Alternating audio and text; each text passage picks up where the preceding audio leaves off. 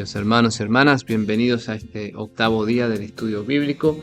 Seguimos en la vida pública de Jesús, todavía estamos en Cafarnaún, en la región de Galilea, y hoy vamos a ver 4 milagros que Jesús hizo y vamos a pedir el don de la fe carismática. Invoquemos al Espíritu de Dios que nos revele que nada es imposible para Dios. Fuego santo, quema en mí el deseo de aquello que no viene de vos, sino de mí. Quiero más de vos, menos de mí.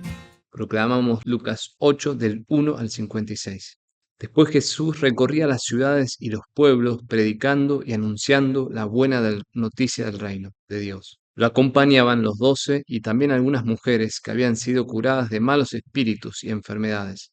María, llamada Magdalena, de la que habían salido 7 demonios, Juana, la esposa de Cusa, intendente de Herodes, Susana y muchas otras que los ayudaban con sus bienes.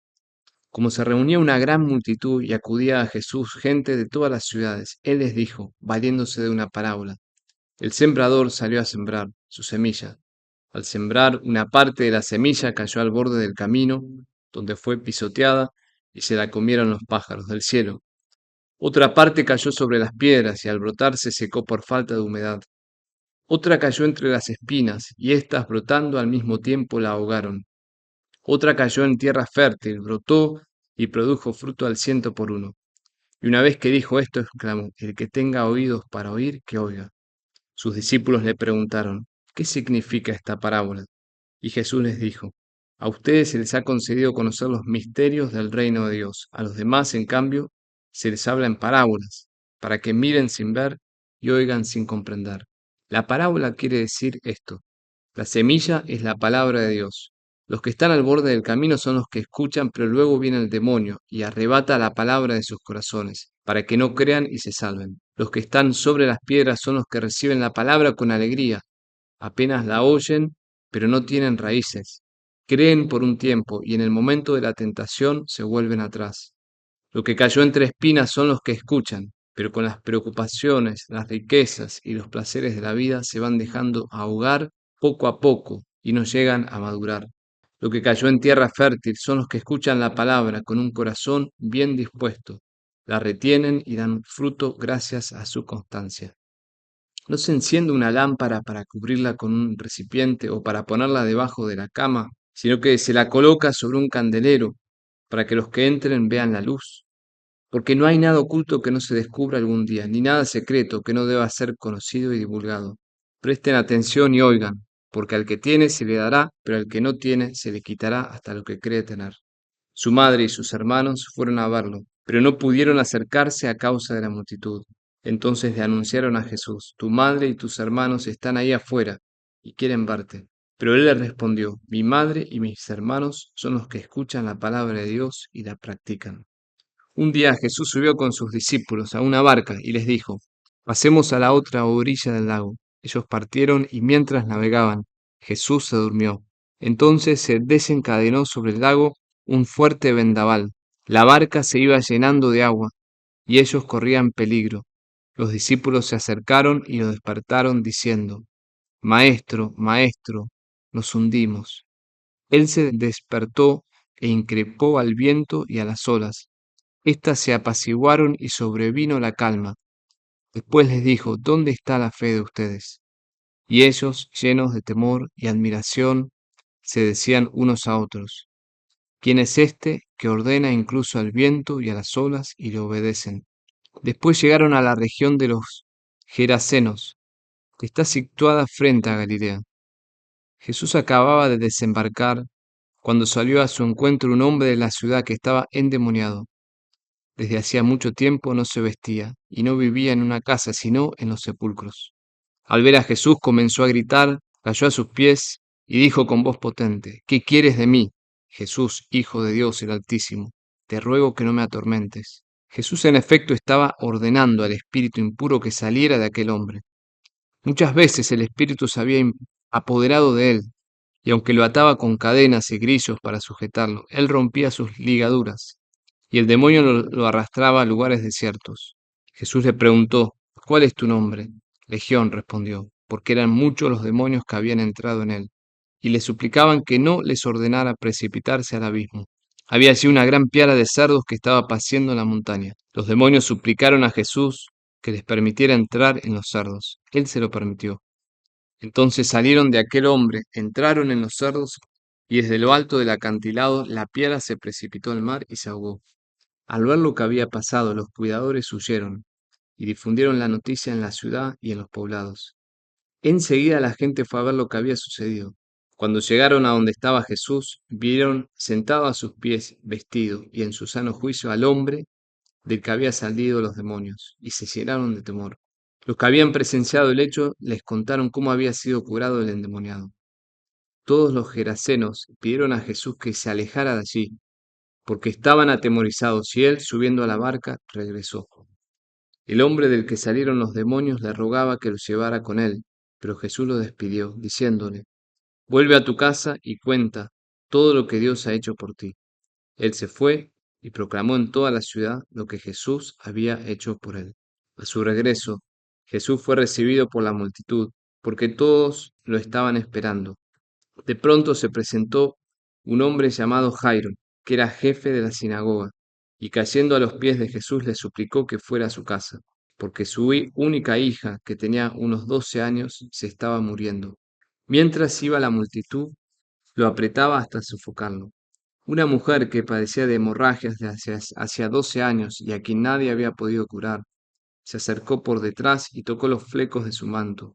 Inmediatamente cesó la hemorragia. Jesús preguntó, ¿quién me ha tocado? Como todos los negaban, Pedro y sus compañeros le dijeron, Maestro, es la multitud que te está apretujando. Pero Jesús respondió, alguien me ha tocado, porque he sentido que una fuerza salía de mí. Al verse descubierta, la mujer se acercó temblando y echándose a sus pies contó delante de todos por qué la había tocado y cómo fue curada instantáneamente. Jesús le dijo entonces, hija, tu fe te ha salvado, vete en paz. Todavía estaba hablando cuando llegó alguien de la casa del jefe de la sinagoga y le dijo, tu hija ha muerto, no molestes más al maestro. Pero Jesús, que había oído, respondió, no temas, basta que creas y se salvará. Cuando llegó a la casa no permitió que nadie entrara con él, sino Pedro, Juan y Santiago, junto con el padre y la madre de la niña. Todos lloraban y se lamentaban. No lloren, dijo Jesús, no está muerta, sino que duerme. Y se burlaban de él, porque sabían que la niña estaba muerta. Pero Jesús la tomó de la mano y la llamó, diciendo, niña, levántate. Ella recuperó el aliento y se levantó en el acto. Después Jesús ordenó que le dieran de comer. Sus padres se quedaron asombrados, pero él les prohibió contar lo que había sucedido. Palabra del Señor. Gloria a ti, Señor Jesús. Muy bien, continuamos en la vida pública de Jesús. Vemos aquí dos temas grandes, la enseñanza de Jesús por parábolas y 4 milagros. Primero comienza el capítulo hablando de las mujeres que acompañaban a los 12, las mujeres que habían sido curadas de malos espíritus. Esto es un tema en el Evangelio de Lucas, mujeres que son discípulas, mujeres que acompañan al Señor.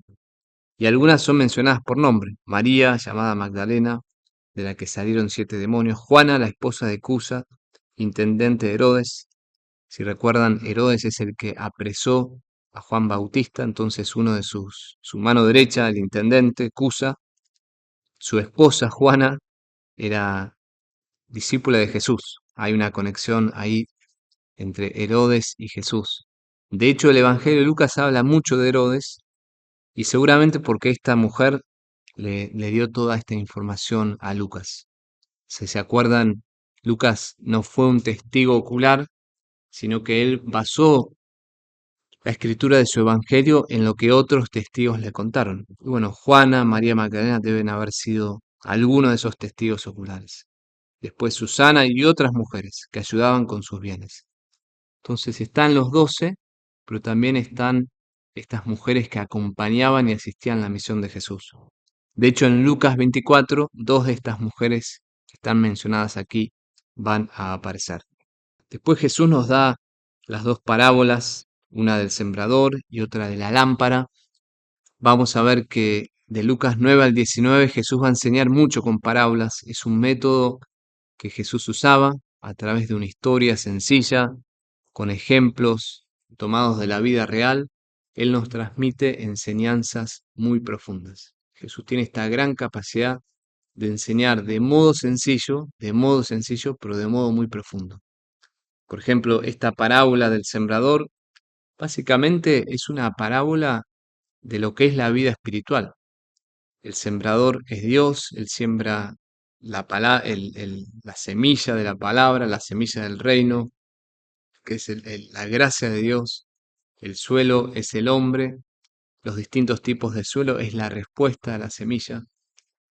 Pero fíjate cómo Dios quiere que la semilla crezca. Dice, los que reciben la palabra, la escuchan con corazón bien dispuesto, la retienen y dan fruto gracias a su constancia, son los que hacen que la semilla llegue a la madurez. Bueno, enseña por medio de parábolas el Señor. Y esta parábola del sembrador es un gran ejemplo, una gran exhortación a crecer en la vida espiritual. Luego vemos 4 milagros. En el primer milagro, Jesús calma la tempestad. Es lo que se llama un milagro de la naturaleza. Un milagro de la naturaleza. Jesús tiene poder sobre la naturaleza. Estaban yendo de una orilla a otra en el mar de Galilea. Viene un gran viento. Jesús está dormido, los discípulos lo despiertan y él increpó al viento. Se despertó, increpó al viento y a las olas y vino una gran calma. Y les cuestiona la falta de fe. Les cuestiona la falta de fe.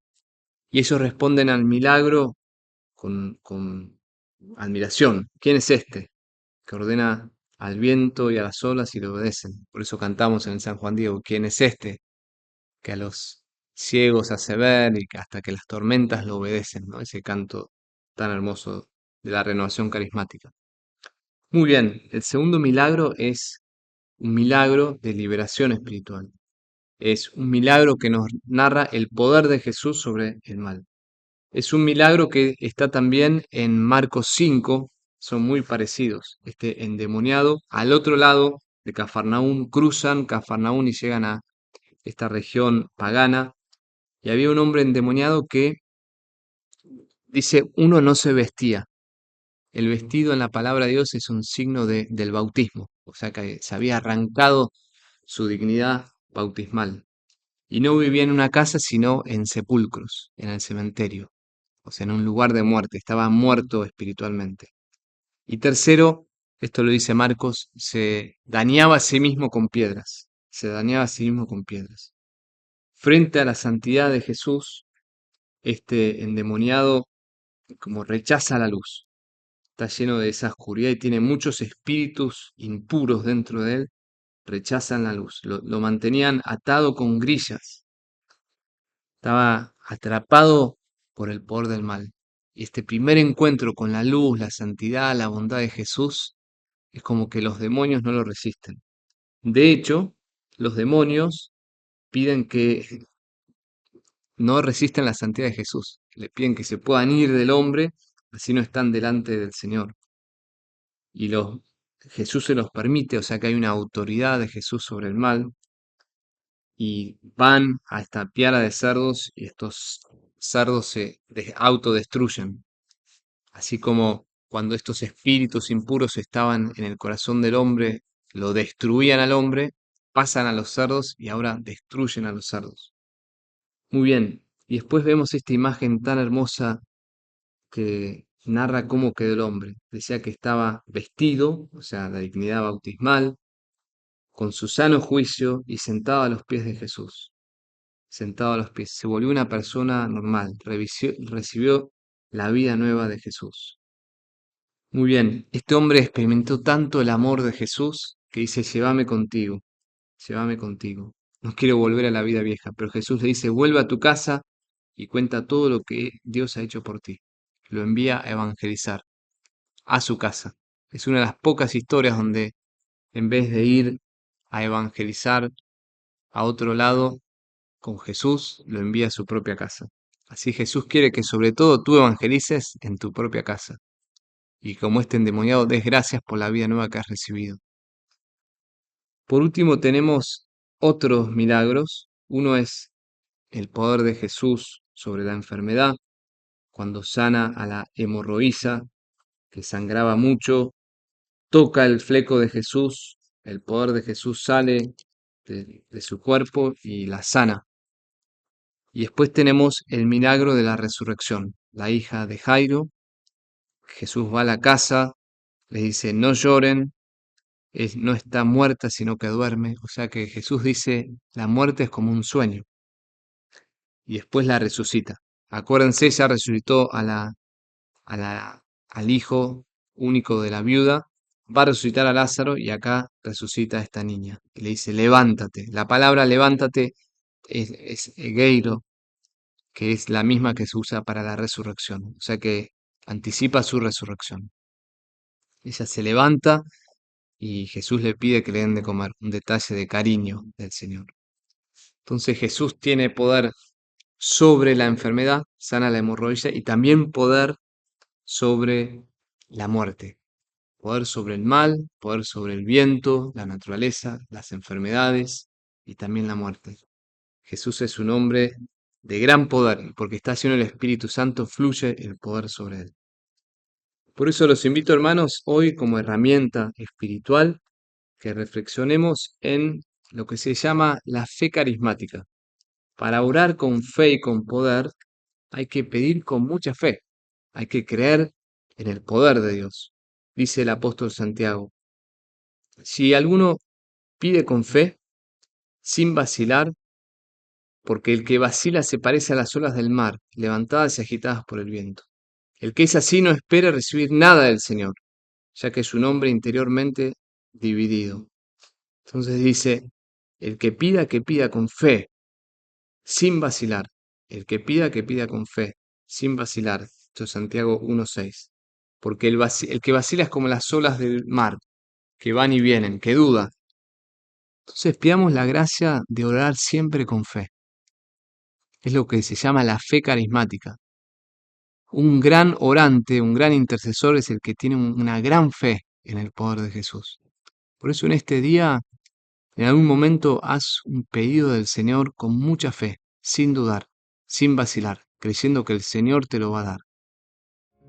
Oremos.